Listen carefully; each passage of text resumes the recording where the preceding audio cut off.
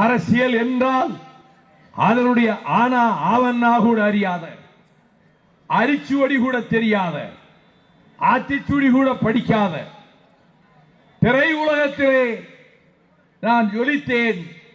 இப்பொழுது மக்களிடம் சென்று நான் திரட்டி ஆட்சியையே பிடிப்பேன் என்று புறப்பட்டிருக்கிற ஒரு மனிதர், ஒரு பெரும் கூட்டம் வந்தது, விதிபட்டு செத்தது என்றால் நமக்கு பெயர் அதிகமாக வந்துவிடும் என்று 41 உயிர்கள், பச்சிளம் குழந்தைகள், பாலகர்கள், தாய்மார்கள் உட்பட 41 பேர் படுபரிதாபகரமாக கரூர் வீதியிலே செத்து விழுந்தபோது இந்த மனிதர் 120 கிலோமீட்டர் வேகத்தில் வாகனத்தை திருச்சியை நோக்கி ஓட்டி சென்று அங்கே தங்காமல் தப்பினேன் பிழைத்தேன் என்று சென்னை பட்டணத்துக்கே வந்துவிட்டார்.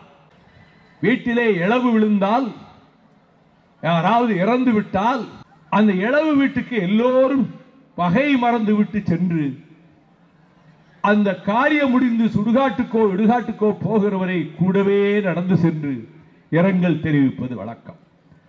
தொலை தூரத்திலே இருந்து வந்தால் மறுநாளோ 3ஆம் நாளோ அந்த வீடுகளுக்கு சென்று பூ வைத்து விட்டு இரங்கல் தெரிவிப்பது வழக்கம். நடுகள் நடுவது வழக்கம். ஆனால் இந்த மனிதர் 45 நாள் கழித்து உயிர் பலியானவர்களின் குடும்பத்தினரை என்னை பார்க்க வாருங்கள்,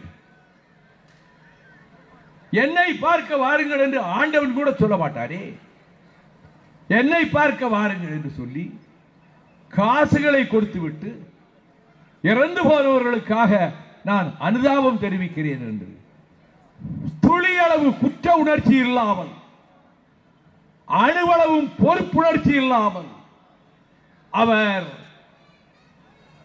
தன்னுடைய சினிமா டயலாகுகளை மேடையிலே வந்து சினிமாவில் பேசுவதைப் போலவே அவிழ்த்துவிட்டு படியா அங்கிள் அங்கிள் சொல்லுங்க, என்னையா அங்கிள் கிங்கிள், நீ என்ன சினிமாவில் நடிக்கிறியா?